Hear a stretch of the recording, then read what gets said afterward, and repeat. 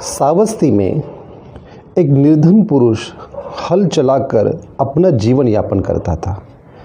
एक दिन उसे एक भिक्षु ने ले जाकर प्रवजित किया। प्रवजित होने से पूर्व उसने अपने नंगल यानी कि हाल को विहार के पास ही एक वृक्ष पर टांग दिया।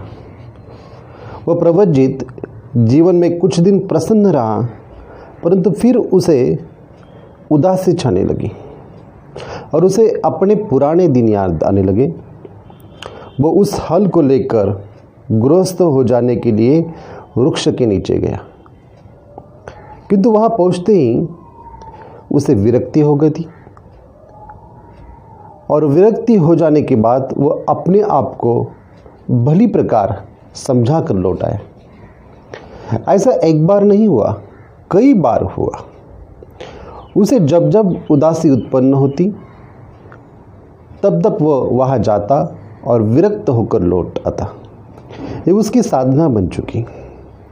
भिक्षुओं ने उसे बार बार नंगल के पास जाते देखकर उसका नाम ही नंगल कुल रख दिया। अपने द्वंद्व की इस मनोदशा में एक दिन वह हल के दर्शन करके लौट रहा था कि अरहंत को प्राप्त हो गया और फिर वह कभी उस हल के दर्शन करने नहीं गया। किसी ने भी उसे हल के दर्शन करते हुए नहीं देखा। भिक्षुओं ने जिज्ञासा उत्पन्न हुई, सोचे इस नंगल कुल को क्या हो गया है। अब उस वृक्ष के पास नहीं जाता है, पहले तो बार बार जाता था। उन्होंने पूछा, आउस नंगल कुल, अब तो वहां क्यों नहीं जाता है? नंगल कुल ने उत्तर दिया, आउसो, जब तक अतीत से विरक्ति रही,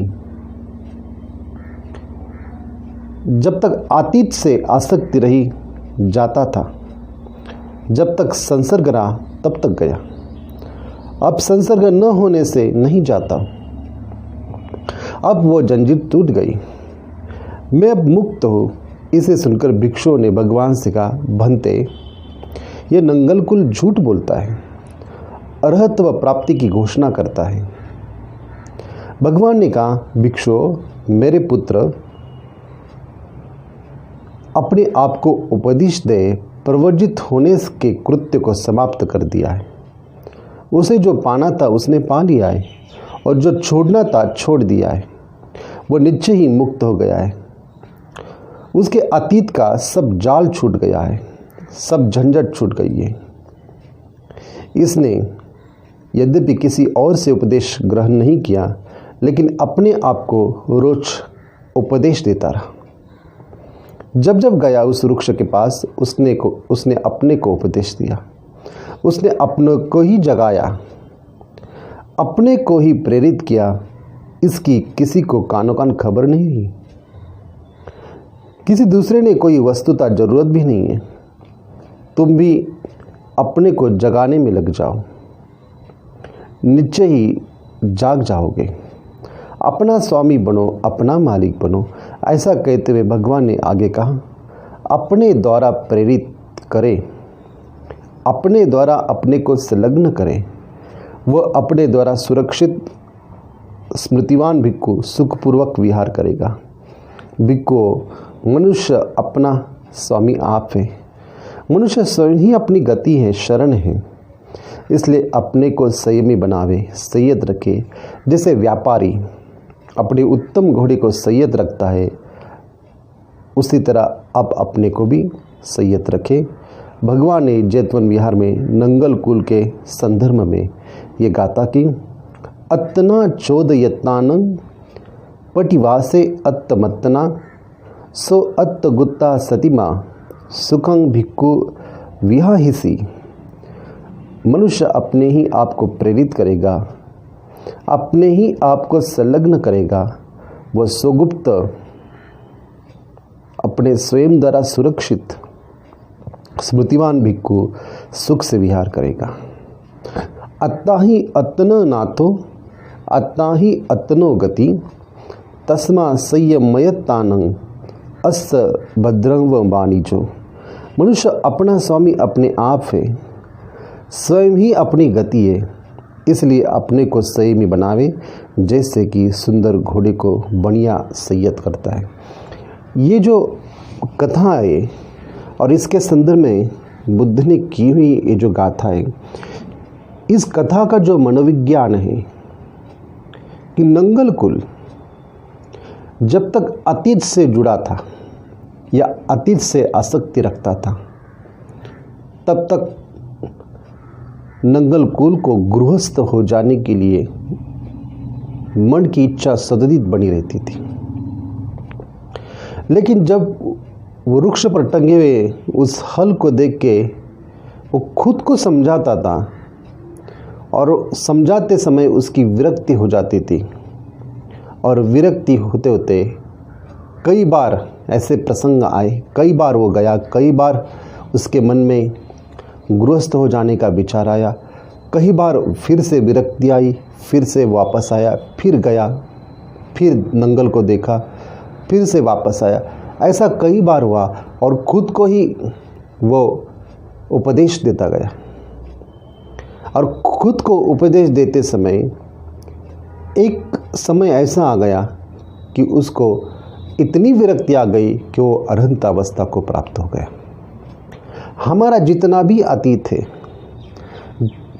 उस अतीत से जितने हम बंधे रहेंगे उतने हम विरक्त नहीं हो सकते। अतीत से बनता है और बांधता है मनुष्य को, इसलिए अतीत से मुक्त जो हो जाएगा वही मुक्ति के द्वार तक पहुंच सकता है। और इसलिए खुद को ही प्रेरित करें, खुद को ही मोटिवेट करें, खुद को उपदेशित करें। बुद्ध कहते हैं कि अपना स्वामी आप बने, दूसरा कोई स्वामी नहीं है, ना दूसरी कोई गति है, ना दूसरा कोई शरण स्थान है। अपना स्वामी आप खुद को बनना चाहिए और खुद उपदेशित होके, खुद प्रेरित होके इस मार्ग में आगे बढ़ना चाहिए। और दूसरी बात कि जब उसको अरहंत अवस्था प्राप्त हुई, फिर वह कभी उस नंगल के दर्शन करने नहीं गया, उस हल के दर्शन करने नहीं गया, फिर उस हल के दर्शन करने नहीं गया। जिज्ञासावत भिक्षु ने पूछा कि आऊ सो क्या हुआ है, अब वृक्ष पर टंगे हुए इस नंगल के दर्शन करने नहीं जाते? उसने कहा जब तक संसर्ग रहा तब तक गया, जब तक अतीत से बंधा रहा तब तक गया, अभी अतीत से मुक्त हो गया इसलिए नहीं जाता, अरहंत हो गया इसलिए नहीं जाता। तो भिक्षु को ये बात ज़रा झूठ लगी। उन्होंने बुद्ध को जाके इस संदर्भ में बुद्ध से कहा कि तथागत नंगल कुल एक झूठी घोषणा कर रहा है कि वो अरहंत हो चुका है, क्या आप इसके बारे में समझाएं? तभी बुद्ध ने कहा कि वो झूठ नहीं बोल रहा, वो सच ही बात कर रहा है।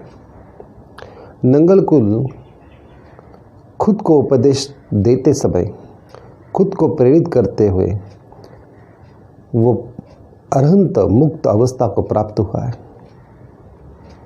मेरे पुत्र ऐसे ही करें, वो खुद को उपदेशित करे, खुद की शरण स्थान में जाए, खुद को सुरक्षित करे, खुद प्रज्ञावान होए, और तभी मुक्ति संभव होती है। तो इस कथा का जो मनोविज्ञान है, वो मनोविज्ञान आज के समय में भी वैसा ही लागू है जैसे कि बुद्ध के समय में था। इस मनोविज्ञान के अनुसार आज के समय में जितने भी लोग साधना कर रहे हैं या धम्म का आचरण या अनुसरण कर रहे हैं, तो उन्होंने इस कथा पर काफ़ी विचार करके इससे मुक्त कैसे हो जाए, विकारों से मुक्त कैसे हो जाए, अतीत से कैसे मुक्त हो जाए, इस संदर्भ में अपने जीवन में उचित अवस्था प्राप्त करनी चाहिए। और इसलिए बुद्ध की ये जो गाथा है, ये गाथा अत्ता ही अत्तनो नाथो, अत्ता ही अत्तनो गति, तस्मा संयमयतानं अस्य भद्रवाणिचो। मनुष्य अपना स्वामी अपने आप है, स्वयं ही अपनी गति है, इसलिए अपने को संयमी बनाए, जैसे सुंदर घोड़े को व्यापारी बढ़िया सुंदर या सैयद करता है, उस तरह से सैयद बने।